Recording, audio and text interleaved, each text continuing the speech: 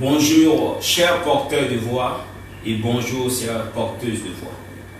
Le Conseil constitutionnel de l'État de Côte d'Ivoire a pris une importante décision le lundi 14 septembre 2020.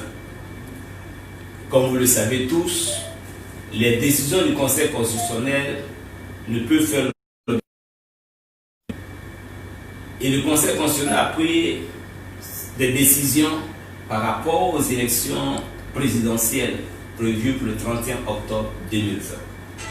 Il est important, en tant que candidat à cette élection présidentielle, en tant que président de la 4e voie, la voie des sans voix, en tant que votre porteur de voix, nous avons trouvé important, après réflexion et débat interne, de pouvoir nous prononcer sur les décisions du Conseil constitutionnel. Et c'est pour cela que nous vous avons convié à ce direct. Premièrement, nous voulons expliquer pourquoi nous avons fait acte de candidature. Nous avons eu l'opportunité d'expliquer au président de la CEI lors de notre entretien individuel avant le dépôt du dossier que nous avons fait acte de candidature pour être dans le système électoral, pour être dans le processus électoral. Nous avons fait acte de candidature pour pouvoir mieux comprendre le système.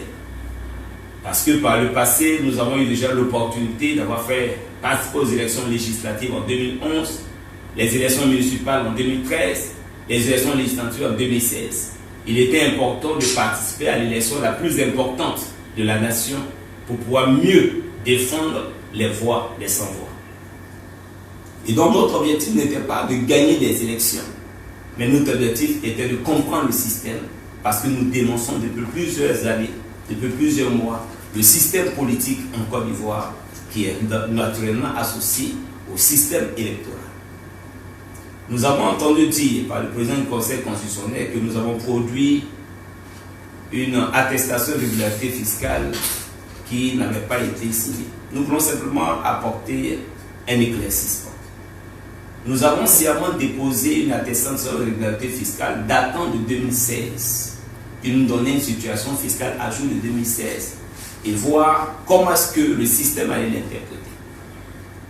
Et donc nous ne voulons pas que le président du Conseil constitutionnel associe à cette attestation de régularité fiscale un caractère frauduleux, un caractère de candidat pas honnête. Mais nous avons voulu tester le système et nous avons bien fait de tester le système parce qu'au lieu de dire aux Ivoiriens que cette attestation de régularité fiscale date de 2016, le Conseil a plutôt dit autre chose. Et donc nous voulons continuer cette lancée pour démontrer aux Ivoiriens et aux Ivoiriennes le pourquoi et le comment de chacune de ces situations. Alors nous voulons premièrement remercier tous les porteurs de voix, tous les porteuses de voix qui nous ont fait confiance, qui ont soutenu notre candidature, qui ont parrainé nos candidatures à travers toute la Côte d'Ivoire. Nous rappelons qu'à notre niveau, nous avons mis en place le parrainage électronique et nous avons eu l'opportunité de recevoir le parrainage de plusieurs Ivoiriens, ici bien en Côte d'Ivoire qu'à l'extérieur de la Côte d'Ivoire. Donc nous voulons remercier tous ceux qui nous ont fait confiance, tous ceux qui ont fait confiance à la 4e voie, la voie des sans-voix. Et nous pouvons vous rassurer que vous pouvez continuer de nous faire confiance. Vous pouvez continuer de vous associer à nous pour le combat que nous continuons de mener pour une justice sociale en Côte d'Ivoire. Alors, nous faisons maintenant une analyse de la décision rendue par le Conseil constitutionnel. Et nous faisons cette analyse sur 8 points. Nous allons maintenant aborder le premier point. Le premier point concerne notre système électoral, notre système politique. Nous avons un système politique en Côte d'Ivoire qui fait que l'arbitre des élections peut se retrouver acteur des élections. Dans notre cas de figure, nous avons le président Alassane Ouattara, qui est le chef de l'exécutif, qui est lui, en tant que chef de l'exécutif, qui nomme le président de la commission électorale autonome. C'est lui qui nomme tous les membres du bureau central de la commission électorale autonome, indépendante. c'est encore lui qui nomme le président du Conseil constitutionnel. C'est lui qui nomme également tous les membres du Conseil constitutionnel. C'est lui qui donne le budget de fonctionnement du Conseil constitutionnel.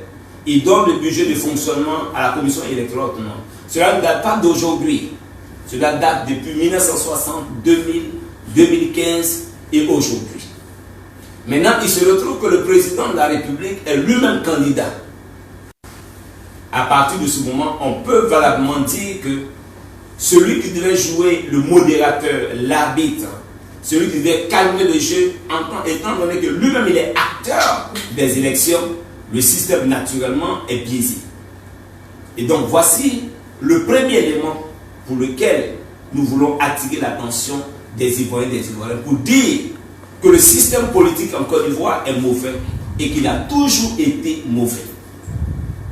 Voici le premier élément. Le deuxième élément, nous allons passer à l'analyse de la décision du Conseil constitutionnel en lui-même. Quand nous analysons cette décision, vous allez comprendre tout de suite que les candidats ont été catégorisés. Catégorisés par un certain nombre de critères. Et je vais aller avec vous sur ces différents critères.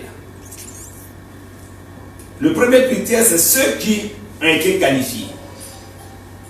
Ceux qui ont été qualifiés pour ces élections, vous allez le remarquer, ont tous bénéficié des moyens de l'État. J'ai dit bénéficier des moyens de l'État parce que le président Rekonan Bétier a été dans ce pays ministre, président de l'Assemblée nationale, président de la République, donc il a eu accès aux moyens de l'État. Le deuxième qualifié, le président Afi N'Guessan également, a été Premier ministre, il a bénéficié des moyens de l'État. Le troisième qualifié, le président Alassane Ouattara, c'est le président actuellement en fonction, donc il a les rênes des moyens de l'État avec lui. Le quatrième qualifié, KKP, également avec lui les moyens de l'État, puisqu'en 2015, il a déjà bénéficié d'une subvention de 100 millions de l'État de Côte d'Ivoire. Voici le premier point commun de tous ces candidats. Donc non seulement ils bénéficient des moyens de l'État, mais en plus, ils ont un certain nombre de commodités. Donc pour eux, naturellement, ayant bénéficié des moyens de l'État, payer 50 millions de cautionnement est un détail pour eux. La deuxième analyse que nous faisons, c'est sur la première catégorie des disqualifiés. Quand vous regardez la première catégorie des disqualifiés, c'est des disqualifiés qu'on pourrait appeler des disqualifiés de poids lourd, notamment le président Laurent Gbagbo, qui lui aussi a bénéficié des moyens de l'État, qui a une base électorale, puisque aux élections de 2010, il lui a été attribué 47% de l'électorat.